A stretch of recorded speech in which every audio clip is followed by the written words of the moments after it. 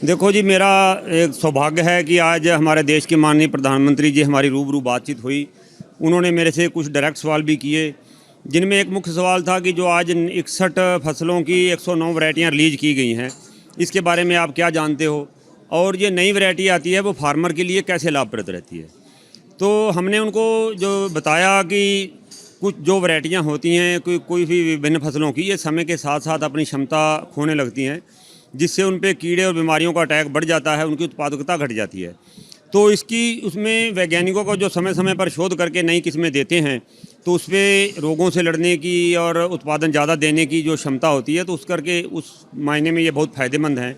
जैसे उदाहरण के तौर पे मैं बताऊं कि जो मेरा एरिया है बासमती उत्पादक एरिया है, तो हमारा जो उत्पादन है सारा एक्सपोर्ट होता है। अगर एक्सपोर्ट होता है तो हमें दाम अच्छे मिलते हैं, अगर डोमेस्टिक में मिलता है तो जाहिर सी बात है उतने अच्छे दाम नहीं मिलते।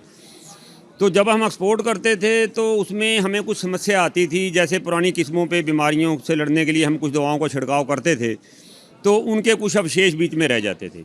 यूरोपियन यूनियन ने एक एमआरएल मिनिमम रेजिड्यू लिमिट उन्होंने एक तय की कि इससे ज़्यादा अगर होगा तो हम आपका चावल नहीं खरीदेंगे।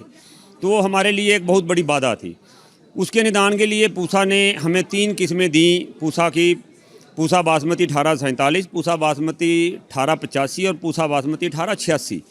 जिन तीनों वैरायटियों में पत्ती का झुलसा और झोंका गर्दन तोड़ उन बीमारियों से लड़ने की इनमें काफ़ी बहुत बड़ी समर्था है, क्षमता है। तो जाहिर सी बात है कि उसके लिए हमें फिर ये पेस्टिसाइड का बहुत कम इस्तेमाल, यानी ना के बराबर, कई बार तो नहीं करना पड़ता, अगर करना पड़ता है तो बहुत ना बराबर। और जैसे उस पर दवा का छिड़काव कम करेंगे तो उसमें अवशेष क्या कोई ज़्यादा नहीं बचेगा। तो अब क्या हो रहा है, हमारे यहाँ कुछ कंपनियाँ जो एक्सपोर्टर हैं वो खड़ी फसल में सैंपलिंग करते हैं और उसका टेस्टिंग करते हैं कि इसमें दवा का कितना अवशेष है। तो जैसे ही वो पास आता है, हमारा सैंपल पास हो जाता है, तो फिर वो हमसे ख़रीदती हैं और अच्छे रेटों में ख़रीदती हैं। तो ये नई वैरायटियाँ आने के कारण हमें काफ़ी उम्मीद जगी है। उम्मीद जगी नहीं है कि हमें फ़ायदा हो रहा है इनसे। देखो जी, एक प्रकृति का नियम है, growth is a central law of human nature. तो जैसे जैसे टेक्नोलॉजी का ज़माना है, युग साइंस का युग है, तो टेक्नोलॉजी जैसे जैसे नई टेक्नोलॉजी आती है, जैसे अभी की हमारा स्प्रे में ड्रोन टेक्नोलॉजी आ गई, उस तरह करके बहुत सी नई टेक्नोलॉजी आ रही है। तो मैं समझता हूँ कि डेफिनेटली उसका किसान को फ़ायदा भी होगा।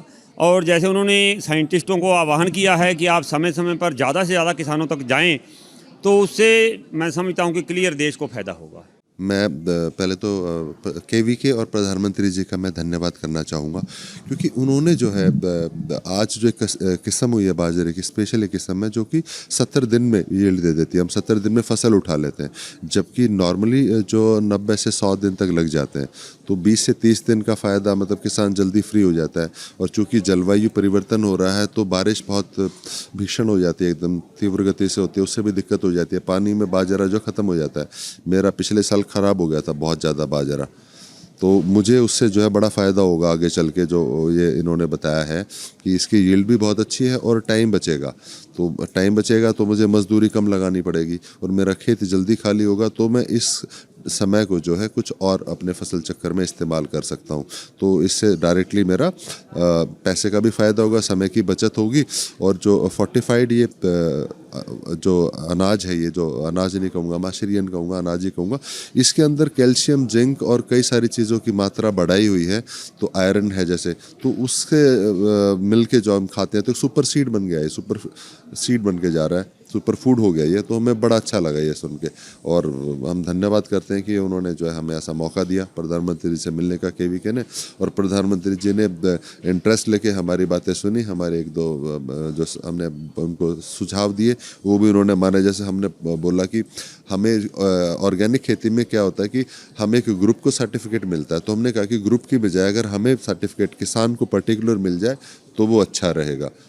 तो उन्होंने कहा कि इस पे काम करते हैं। उन्होंने जो है खुद खेत के अंदर उतर के देखा कि जो बाजरे की फसल है वो कैसे कितनी बड़ी हुई है, और वहाँ पे जाके उन्होंने पूछा कि ये कितना देगी। और मैं यहाँ पे 30 जो और भी चीज़ है इसमें, बाजरे के अलावा जो है इसमें जवार की भी थी, मूंग की भी थी। मैं मूंग की भी खेती कर लेता हूँ, तो मूंग भी है इसमें। तो उन सब का जो है समय कम लगेगा और उपज ज़्यादा होगी। तो अगर हमें जो आय दुगनी कर रही है किसान की आय दुगनी करने। तो इसके लिए हमें अच्छे बीज चाहिए, सरकार का सपोर्ट चाहिए। तो जो आज हमें जो मिला है मौका उनसे मिलने का, उनका विजन जानने का, तो मुझे उम्मीद है कि अगर हम इसी दिशा में चलेंगे तो निस्संदेह हमारी आय भी दुगनी होगी और किसान की तरक्की होगी, देश की भी तरक्की होगी।